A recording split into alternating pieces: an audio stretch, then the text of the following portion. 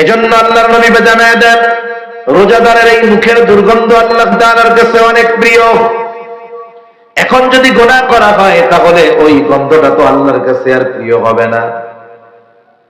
রাসূলুল্লাহ সাল্লাল্লাহু আলাইহি ওয়াসাল্লাম আরো জানায় দেন, রোজাদার গ্রীষ্মকালে আল্লাহর জন্য রোজা রাখে, এই যে তৃষ্ণায় কষ্ট করে, যারা আল্লাহর জন্য তৃষ্ণার্ত থাকে মানে রোজা রাখে, এত কষ্ট এরপরেও পানি পান করে না, রোজা ভাঙে না, মানুষজন দেখবে না, এরপরেও গোপনে সে তার রোজা ভাঙে না। দেখুন, একজন বেনামাজি সেও যদি রোজা রাখে ওটাও আল্লাহর জন্যই রাখে। এই যে রোজা রাখে, নামাজ না পড়লেও লুকায় লুকায় খিদা লাগলে কিছু কিন্তু খায় না। কার ভয়? নবীজি সাল্লাল্লাহু আলাইহি ওয়াসাল্লাম বলেন, এই রোজাটা যদি গুনাহমুক্ত হয়ে যায় তাহলে ওই যে তৃষ্ণায় কষ্ট করেছে দুনিয়ায় আল্লাহর জন্য, কিয়ামতের দিন ওই কঠিন মুসিবতের সময় যখন সূর্যটা একেবারে কাছে, জমিনটা তামার মতো হয়ে যাবে, মানুষেরা ঘামে হাবুডুবু খেতে থাকবে, তৃষ্ণায় বুকের ছাতি ছাতি ফেটে যাওয়ার উপক্রম হবে, ওই কঠিন তৃষ্ণার দিনে দুনিয়ায় যারা আল্লাহর জন্য তৃষ্ণার্ত থেকেছে তাদের পানি পান করাবে কে? রাসূল আকরাম সাল্লাল্লাহু আলাইহি ওয়াসাল্লাম জানায় দেন, রোজাদারের জন্য স্পেশালিটি কি? রাসূলুল্লাহ বলেন সাল্লাল্লাহু আলাইহি ওয়াসাল্লাম বলেন, ইন্না ফিল জান্নাতি বাবান ইউকালু লাহু রায়্যান, জান্নাতের মধ্যে একটি দরজা আছে যেটার নাম হলো রায়্যান। অনেক সময় একই সেমিনার হলের মধ্যে, একই হলের মধ্যে গেস্ট কয়েক ধরনের থাকে। একটা থাকে জেনারেল গেস্ট, তাদের জন্য গেট আলাদা, আর একটা থাকে ভিআইপি গেস্ট, তাদের জন্য গেট আলাদা, আর একটা থাকে ভিভিআইপি গেস্ট, তার জন্য গেটও আলাদা, তার জন্য বসার জায়গা আলাদা, তার জন্য লাল গালিচা বিছায়া দেওয়া থাকে। ওই জেনারেল গেস্ট যদি ভিভিআইপি গেস্ট দিয়া ঢুকতে চায়, ঢুকতে দেওয়া হবে নাকি? রোজাদার যারা, ইমানদার রোজাদার যারা, এরা হলো ভিভিআইপি, বলে এদের জন্য স্পেশাল একটা দরজা যার নাম হলো রায়্যান। ওই ভিভিআইপি গেটে দাঁড়িয়ে ভিভিআইপি গেস্টের জন্য অপেক্ষা করতে থাকে মানুষেরা, ফুলের তোড়া নিয়ে সংবর্ধনা জানানোর জন্য। কত আদর আপ্যায়ন হয়, অথচ ঢুকবে একই ছাদের নিচে। কিন্তু তাদের স্পেশালিটি কি? বলে ভিভিআইপি পারসন। এবার কি হলো, রোজাদারের জন্য এই দরজা থাকবে রায়্যান, স্পেশাল দরজা শুধুমাত্র রোজাদারদের জন্য। রোজাদার ব্যতীত ওই দরজা দিয়ে আর কেউ ঢুকতে পারবে না। ফেরেশতারা অভ্যর্থনা জানানোর জন্য দাঁড়ায় থাকবে, আহ্বান করা হবে, ফাইনাস সাইমুন, কোথায় রোজাদারেরা? এইবার রোজাদারেরা আসবে, ওই দরজা দিয়ে ঢুকবে, আর তারা যখন ঢোকা শেষ দরজা বন্ধ করে দেওয়া হবে। নবীজি জানায় দেন, রোজাদার ব্যতীত একটা ব্যক্তিও ওই দরজা দিয়ে ঢুকতে পারবে না। এটা তাদের স্পেশাল সম্মান। শুধু তাই না, নবীজি বলেন, আস-সাওমু জান্নাতুন, রোজা হইল ঢাল, আগুন থেকে বাঁচার জন্য, জাহান্নামের আগুন থেকে বাঁচার ঢাল। এই যে এত ফজিলত রোজা, এটা পাবে কে? যার রোজা হবে গুনাহমুক্ত, ঠিক কিনা বলেন? এজন্য এক নাম্বার কাজ, আমরা আমাদের রোজাগুলোকে যথাযথভাবে রাখবো। সারাদিন না খাইয়া কষ্ট করে রাখলাম রোজা, এখন যদি ওই 33 পাইয়া পাস করার মতো হয় তাহলে এটা কেমন হইল? আমাদের থাকবে রোজার প্রতিদানের ক্ষেত্রে আমরা যেন গোল্ডেন এ প্লাস পাই, এভাবে রোজা রাখবো তো ইনশাআল্লাহ। আল্লাহ তৌফিক দান করেন। এই রমজান মাস এর আরেকটি বৈশিষ্ট্য হলো, এই মাসে আল্লাহ নাজিল করেছেন কোরআন। আমার আপনার রমজান যেন কোরআনময় রমজান হয়। কোরআন তিলাওয়াতের মাধ্যমে আমি এই রমজান মাস অতিবাহিত করার সর্বোচ্চ চেষ্টা করব। এজন্য মসজিদগুলোতে হয় খতম তারাবি, হয় কি হয় না? আমাদের সবার চিন্তা হলো এরকম, তারাবি মানে হলো তাড়াতাড়ি। এই মসজিদের হাফেজ যদি 40 মিনিট লাগে, অন্য মসজিদের যদি 35 মিনিট লাগে, মুসল্লি ইয়া হাফেজরে গুতায়, কমিটিতে কি হুজুর আছে, সেফ নাই, ধীরে ধীরে পড়ে, ওটা 35 মিনিটে শেষ, আমাকে ওটা 30 মিনিটে শেষ হইলে ভালো হতো। যদি এরকম যন্ত্রণাই মনে হয়, কষ্টই মনে হয় কোরআন শোনা, তাহলে আল্লাহর রাস্তায় সূরা তারাবি পড়েন, তাও ভালো। কারণ কোরআন তিলাওয়াত করলে শুধু কোরআন তিলাওয়াতের বিনিময়ে সওয়াব পাওয়া যায় না, কিছু কিছু তিলাওয়াতকারীর উপরে কোরআন লানত বর্ষণ করে। এজন্য কোরআন সুন্দরভাবে তিলাওয়াত করতে হবে। আচ্ছা বলেন তো, রুকু সেজদা এগুলাই তো আর শর্ট করার মতো সুযোগ নেই, আছে? কমপক্ষে 3 বার তো তাসবিহ পড়া লাগবে নাকি? এখন তিলাওয়াত যদি ইমাম সাহেব সহি শুদ্ধভাবে পড়েন, 20 পৃষ্ঠা পড়তে তার সর্বোচ্চ আধা ঘন্টা লাগবে। কতক্ষণ লাগবে? উনি যদি আরো স্পিডে পড়েন তাইলে মনে করেন 20 মিনিটেই পড়লো, কিন্তু 20 মিনিট মানে প্রতি মিনিটে এক এক পৃষ্ঠা যদি পড়ে, তাহলে পড়ার গতি হবে তো সে রকেটের মতো, হক আদায় হবে না, কোরআন শুদ্ধ হবে না। শুদ্ধ যদি না হয় নামাজ হবে না, ঠিক কিনা বলেন? আবার কোরআনের লানত, আপনি আমি যদি 10টা মিনিট সময় একটু স্যাক্রিফাইস করি, 15টা মিনিট যদি একটু স্যাক্রিফাইস করি, একটানা 15 মিনিট না তো 20 রাকাতে 15 মিনিট সময়, প্রতি রাকাতে 1 মিনিট করেও যদি অন্য মসজিদের চাইতে সময় বেশি লাগে, 20 রাকাতে 20 মিনিট, এতটুকু সময় যদি আমরা একটু কষ্ট করি, হাফেজ সাহেবরা কোরআন সহি শুদ্ধভাবে পড়তে পারবেন। মুসল্লিরা, আরে ভাই আপনি কোরআন শুনবেন, আপনার তো কমপক্ষে অর্থ না বুঝলেও কি পড়তেছে এটা তো বোঝার দরকার, ঠিক কিনা? এজন্য আপনারা মুসল্লিরা মসজিদে গিয়ে বলবেন হাফেজ সাহেবদের কোনো তাড়াহুড়ো নেই, আপনি কোরআন ধীর স্থিরতার সাথে পড়েন। আপনি যতটুকু না হলেই নয়, আপনি সহি শুদ্ধ করে সুস্পষ্টভাবে যতটুকু তাড়াতাড়ি পারবেন ওর চাইতে অতি গতিতে আপনি পড়তে যাবেন না। আপনি আমি 20টা মিনিট সময় যদি কোরআন নাজিলের মাসে কোরআনের জন্য না দিতে পারি, এটা আমাদের জন্য কষ্টের, লজ্জার, দুর্ভাগ্য, ঠিক কিনা বলেন? আর যদি আপনার মনে হয় কষ্ট, আপনার দরকার নেই, আপনি গিয়ে সূরা তারাবি পড়েন, আপনার জন্য তাও ধীরে ধীরে সূরা তারাবি পড়েন। তাহলে 1 নম্বর তারাবি তো পড়বো, তারাবির নামাজে তিলাওয়াত হবে ধীর স্থিরতার সাথে। তার মানে কোরআনের হক আদায় করে যতটুকু তাড়াতাড়ি পড়া যায় এর চাইতে বেশি তাড়াতাড়ি পড়বো না, যাতে কোরআন অশুদ্ধ হয়ে যায়। আমি কারির মতো তিলাওয়াত টান দিয়াও পড়তে বলিনি, ওইভাবে পড়তে গেলে এক পারা কমপক্ষে আধা ঘন্টা লাগে। কমপক্ষে কতক্ষণ লাগে? আধা ঘন্টা। এর বেশি দ্রুত যদি কেউ পড়তে চায়, সহি শুদ্ধ হওয়া সম্ভব না। 4 আলিফ টানতেই হবে, 3 আলিফ 1 আলিফ টানার সুযোগ আছে, কিন্তু 4 আলিফ টান যেখানে, সেখানে 4 আলিফ টানতে হবে। আপনি যদি হাফেজ সাহেবদের তালাক্কুল করতে বলেন, তাহলে তো সে 4 আলিফ 1 আলিফ টেনে যাবো না।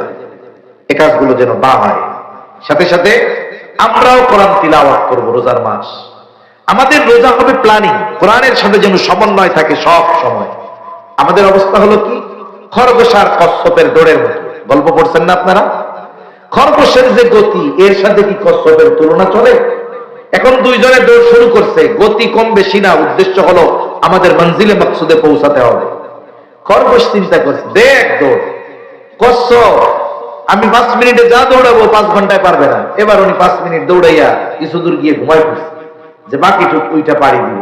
কিন্তু কচ্ছপ গতি থামায় নাই, সে ধীর স্থিরতার সাথে চলতেছে। ওপাশ দিয়ে খরগোশ নাক ডাইকে ঘুমাইতেছে। শেষে কি হলো, কচ্ছপ তার গন্তব্যে পৌঁছায় গেছে, ও ঘুম থেকে ওইটা থেকে, আরে আল্লাহ আমি তো ফেল। ঠিক না? এটা গল্প, শিক্ষা কি? এই কোরআন নাজিলের মাসে কিছু আল্লাহর বান্দা আছে ঘুমছে একদিনে 5 পারা হয়, এরপরে ওই যে কচ্ছপের মতো ঘুম দেয়, আর ঘুম ভাঙছে গিয়া রোজার আগের দিন উনি 10 পারাই পার হতে পারেন। আছে না নাই? আমি আপনি সিস্টেম করি কি, রোজার মাসে দেখেন স্বাভাবিক সময়ে যারা জামাতে অংশগ্রহণ কম করে, এরাও চেষ্টা করে রোজার মাসে 5 ওয়াক্ত জামাতে পড়ার জন্য। প্রতি রাকাত প্রতি ওয়াক্ত নামাজে 4 পৃষ্ঠা। কয় পৃষ্ঠা? 4 পৃষ্ঠা। নামাজ কয় ওয়াক্ত? 4 পাঁচা 20। হাফেজি কোরআনে 20 পৃষ্ঠায় 1 পারা। আপনি ফজরের নামাজে গেলেন, স্বাভাবিক আজান হলো, গেছেন, সুন্নাত পড়া শেষ, 5-7 মিনিট এখনো বাকি নামাজের। স্বাভাবিকভাবে যারা কোরআন সহি শুদ্ধ পড়তে পারে, এরা 10 মিনিটে মোটামুটি 2 পৃষ্ঠা পড়ে ফেলতে পারে শুদ্ধভাবে। 2 পৃষ্ঠা পড়া হল। ফজরের নামাজ সালাম ফেরানোর পর দোয়া দুরুদ পড়ে ইমাম সব দোয়া করছে, আপনিও বাসায় যাবেন, আপনি 2টা পৃষ্ঠা পড়ে এরপরে বাসায় যান, 4 পৃষ্ঠা হয়ে গেল। যোহরের সময় তাই সুন্নাত পড়েন, সুন্নাত পড়ে বসে আছি, 2 পৃষ্ঠা পড়েন। যোহর শেষ, হয়তো আপনি 2 পৃষ্ঠা পড়ে সুন্নাত পড়েন, নাইলে সুন্নাত পড়ে 2 পৃষ্ঠা পড়েন। এভাবে প্রত্যেক নামাজে যদি 4 পৃষ্ঠা করে পড়া হয়, দৈনিক এক পারা, 30 দিনে 30 পারা, এর মধ্যে আবার বোনাস টাইম আছে কিছু, শবে কদরের রাত। শবে কদর হাদিসের মধ্যে আসছে শেষ দশকের বেজোড় রাত্রিগুলোতে তোমরা তালাশ করো, কিন্তু যা থাকে থাক, আমরা 27 তারিখ বানাই নিয়েছি, যা হবে হবে। অন্য দেশে যা হয় হোক, আমরা আমাদের জন্য 27 তারিখ বানাই নিয়েছি। ওই 27 তারিখটা তো আমরা রাত্র জাগি, ওই দিনটাতে 27 দিনের হিসাব যদি আমি করতে চাই, ওই দিনটাতে আমি একটু বেশি তিলাওয়াত করলাম। অথবা আপনার যদি আরেকটু সুযোগ থাকে, আপনি এক কাজ করেন, প্রতি ওয়াক্তে প্রথম 6 দিন 1.5 পারা করে পড়েন এক একদিন, প্রতি ওয়াক্তে 6 পৃষ্ঠা। কয় পৃষ্ঠা? কথা বলে না, কয় পৃষ্ঠা? তাইলে 5 ওয়াক্তে কত হয়? 30 পৃষ্ঠা। হাফেজ সাহেবও 27 দিনে খতম দিবে, আপনিও 27 দিনে খতম দিবেন। যদি সুযোগ হয় একটু অনুবাদটা দেখবেন, তাফসীরে মাআরিফুল কোরআন থেকে একটু ব্যাখ্যাটা দেখবেন। এই 1.5 পারার মধ্যে যদি একটু নজর দিতে পারেন, সংক্ষিপ্ত তাফসীর তাওজীহুল কোরআন আছে, লম্বা ব্যাখ্যা নাই, এটাতে আপনাদের বিরক্তি আসবে না। আপনি এক নজর বুলায় গেলেন যে অর্থগুলো কি বলছে, ওই জায়গায় টিকায় ব্যাখ্যাগুলো কি বলছে, একটা ধারণা আপনার চলে আসলো যে আজকের 1.5 পারায় আল্লাহ তাআলা এই এই কথাগুলো বলছে, আর এই বিষয়গুলোই আজকে তিলাওয়াত হয়েছে। তাহলে কি হলো? কোরআনের সাথে একটা সম্পর্ক তৈরি হয়ে গেল। এজন্য রাসূল সাল্লাল্লাহু আলাইহি ওয়াসাল্লাম কোরআন তিলাওয়াতের ব্যাপারে রমজান মাসে বেশি গুরুত্ব দিতেন। যতটুকু নাজিল হতো জিবরাইল আলাইহিস সালাম পুরাটা নবীজিকে শোনাতেন, নবীজিও পুরাটা আবার জিবরাইল আলাইহিস সালামকে শোনাতেন। এই যে দাওয়াত করা, এটা দেখুন জিবরাইল আলাইহিস সালামের আমল, আমার আপনার নবীজির আমল। এজন্য আমার আপনার রমজানটা যেন কোরআনের সাথে অতিবাহিত হয়। এইভাবে যদি আমি আমার প্ল্যানিং করে রমজান মাস অতিবাহিত করতে পারি, দেখবেন কোরআনময় একটা রমজান হবে। আবার দেখুন এই কোরআন তিলাওয়াতের মাধ্যমে কত সওয়াব পাওয়া যায়। রাসূল আকরাম সাল্লাল্লাহু আলাইহি ওয়াসাল্লাম বলেন, কোরআন মান ক্বারা হারফাম মিন কিতাবিল্লাহি ফালাহু হাসানা। আল্লাহর কিতাব থেকে, কোরআন থেকে যদি কেউ একটা অক্ষর তিলাওয়াত করে, তার জন্য একটি হাসানা, ওয়াল হাসানাতু বিআশরি আমসালিহা। নবীজি জানায় দেন, এক হাসানা সমান হলো 10টা নেকি। এখন কোন ব্যক্তি যদি একটা অক্ষর তিলাওয়াত করে 10টা নেকি, নবীজি বলেন, লা আকুলু আলিফ লাম মিম হারফুন বাল আলিফুন হারফুন, লামুন হারফুন ওয়া মিমুন হারফুন। তার মানে আলিফ যদি পড়ে, সাথে সাথে তার কম পক্ষে 10টা নেকি হবে। আবার আল্লাহর নবী জানায় দেন, কোন ব্যক্তি যখন কোন নেক আমল করে, আল্লাহ তাআলা ওই আমলের প্রতিদান কম পক্ষে 10 থেকে 700 গুণ আল্লাহ বাড়ায় দেয়। সুবহানাল্লাহ। তার মানে নেকির ভান্ডার হলো এই কোরআন। এজন্য আমি আপনি যত বেশি কোরআন তিলাওয়াত করতে পারবো এই মাসে তত লাভ, যত বেশি শুনতে পারবো তত লাভ, ঠিক কিনা? আমার আপনার অ্যাকাউন্টে সওয়াব জমা হবে বেশি। আবার আপনি বলতে পারেন, হুজুর আমার তো কোরআন পড়তে কষ্ট হয়ে যায়। বলে, আপনার জন্য সওয়াব হইল দ্বিগুণ। সুবহানাল্লাহ। আল মাহিরু বিল কোরআন। আয়েশা সিদ্দিকা রাদিয়াল্লাহু তাআলা আনহা থেকে বর্ণিত, নবীজি বলেন, আল মাহিরু বিল কোরআন, যে কোরআনের ব্যাপারে দক্ষ, তিলাওয়াত করতে পারে শুদ্ধভাবে, মা'আস সাফারাতিল কিরামিল বারারা, সে সম্মানিত ফেরেশতাদের সাথে অবস্থান করবে, এটা তার স্পেশালিটি। তবে যে কোরআন পড়তে দক্ষ নয়, তবে তিলাওয়াত করে, পড়ার সময় তুতলায়, ওয়ায়াতাতাউ, তুতলাইতে থাকে, জবানে বেঁধে যায়, নবীজি জানায় দেন, ফালাহু আজরান, তার জন্য দ্বিগুণ প্রতিদান। কেন? একটা হলো পড়ার প্রতিদান, আর একটা হলো কষ্টের প্রতিদান। তার মানে বোঝা গেল যে পড়তে পারে না, তার আরো সব বেশি কষ্ট হওয়ার কারণ। আল্লাহ তাআলা কত মেহেরবান। মুসলিমের হাদিস, নবীজি বলেন, ইমানদারের পায়ে যদি কাটাও ফুটে, কষ্ট পায়, এর কারণেও আল্লাহ তার সওয়াব দান করে। সুবহানাল্লাহ। কোরআন পড়তে গিয়ে কষ্ট যদি হয়, কষ্টের কারণে সওয়াব, তিলাওয়াতের টা তো আছে। তাহলে রমজান কোরআন তিলাওয়াতের মাধ্যমে কাটাবো তো ইনশাআল্লাহ। আমরা কথা বেশি লম্বা করব না, যেহেতু রমজান মাস চলে আসছে। কোরআনময় রমজান যেন আমাদের হয়, রোজাগুলো যেন গুনাহমুক্ত হয়, আর কোরআনের সাথে আমরা যেন সময়টা বেশি কাটাতে পারি, এই প্রচেষ্টা থাকবে তো ইনশাআল্লাহ। এজন্য নবীজি জানায়া দেন, সর্বশেষ হাদিসটা বলে শেষ করে দেই, আসসিয়াম ওয়াল কুরআন ইয়াশফাআন লিল আবদি ইয়াওমাল কিয়ামাহ। নবীজি সাল্লাল্লাহু আলাইহি ওয়াসাল্লাম বলেন, সিয়াম, রোজা আর কোরআন কিয়ামতের দিন বান্দার জন্য সুপারিশ করবে।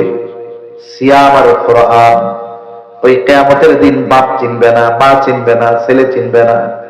আল্লাহ তাআলা বলেন, ইয়াউমা ইয়াফিরুল মারউ মিন আখিহি ওয়া উম্মিহি ওয়া আবিহি ওয়া সাহিবাতিহি ওয়া বানিহি লিকুল্লি ইমরিইন মিনহুম ইয়াউমাইযিন শা'নুন ইউগনি। কিয়ামতের দিন ভাই ভাইয়ের থেকে পলায়ন করবে, পিতামাতার থেকে পলায়ন করবে, স্ত্রী সন্তানদের থেকে পলায়ন করবে। প্রত্যেক মানুষ নিজের চিন্তায় বিভোর থাকবে ওই কঠিন মুসিবতের দিন। কোরআন আর সিয়াম বান্দার জন্য সুপারিশ করবে। রোজা আল্লাহর কাছে বলবে, আয় রব, ইন্নী মানাতুহু আত-তাআমা ওয়াশ-শাহাওয়াত ফাশাফি'নি ফি। আমি আপনার এই বান্দারে খাবার থেকে, স্ত্রীর কাছে গমন থেকে বিরত রেখেছি। ইন্নী মানাতুহু আত-তাআমা ওয়াশ-শাহাওয়াতি বিন-নাহার ফাশাফি'নি ফি। দিনের বেলায় আমি তারে খাইতে দেই নাই, তার স্ত্রীর কাছে যাইতে দেই নাই। আপনি তার ব্যাপারে আমার সুপারিশ কবুল করেন। কে বলবে? জোরে বলেন না কে? এরপরে কোরআন বলবে, আয় রব, ইন্নী মানাতুহুন নাওমা বিল-লাইল। আমি তারে রাতের বেলা ঘুমাইতে দেই না। রাতে সে কোরআন তিলাওয়াত করেছে, কোরআন তিলাওয়াত করেছে, রাত জেগেছে, কোরআন তিলাওয়াত করেছে, আমারে পড়তে গিয়া সে ঘুমাইতে পারে নাই। তার মানে সে বলবে আমি তারে ঘুমাইতে দেই নাই। কেন? বলে কোরআনের মজা মোহাব্বত যার অন্তরে আছে সেই তো কোরআন তিলাওয়াতে রাত কাটায় দেয়। আমি তারে রাতের বেলা ঘুমাইতে দেই নাই, ফাশাফি'নি ফি। আপনি তার ব্যাপারে আমার সুপারিশ কবুল করেন। নবীজি সাল্লাল্লাহু আলাইহি ওয়াসাল্লাম বলেন, আল্লাহ তাআলা সিয়াম এবং কোরআনের সুপারিশ ওই ব্যক্তির জন্য কবুল করে নিবে। ওটা তো শুধু কিয়ামতে, কবরের মধ্যে সূরা মুলক যারা তিলাওয়াত করে দৈনন্দিন, এই সূরা মুলক কবরের আযাব থেকে বাঁচার কারণ হবে। সূরা ওয়াকিয়া যারা দৈনন্দিন তিলাওয়াত করে রাতে সন্ধ্যার পরে, আল্লাহ তাআলা তাদেরকে রিজিকের অভাবে ফেলবে না। সাথে সাথে হাদিসের মধ্যে আসছে সূরা বাকারা, আলে ইমরান, এইটা তাদের তিলাওয়াতকারী যারা ছিল দুনিয়ায়, কবরের মধ্যে একজন দাঁড়াবে মাথার কাছে আর একজন পায়ের কাছে, আযাব দেওয়ার কোনো সুযোগ দিবে না। সুবহানাল্লাহ বলেন। সেজন্য এই কোরআনের সাথে আমাদের সম্পর্ক গড়ার দরকার আছে না নাই? যে কোনো এক উপলক্ষে একটা জিনিস শুরু হয়, ঠিক না? কতজন তো একটা দিবসের অপেক্ষায় বসে থাকে গুনাহ করার জন্য। এই মাসেই একটা তারিখ গেছে না, কতজন এই দিনের অপেক্ষায় ছিল যে ওই দিন তার গুনাহ স্টার্ট হবে। আমাদের সামনে কোরআনের সাথে সম্পর্ক গড়ার এক সুবর্ণ সুযোগ সময় চলে আসছে। এই রমজান যেন হয় কোরআনের সাথে সম্পর্ক গড়া, এই রমজান যেন হয় আমার আপনার গুনাহমুক্ত জিন্দেগি গঠন করার, এই রমজান যেন হয় আমার জান্নাতের পথের প্রতীক হওয়ার। এই প্রচেষ্টা আমরা করবো তো ইনশাআল্লাহ? কারা কারা করবো? নারায়ে তাকবীর।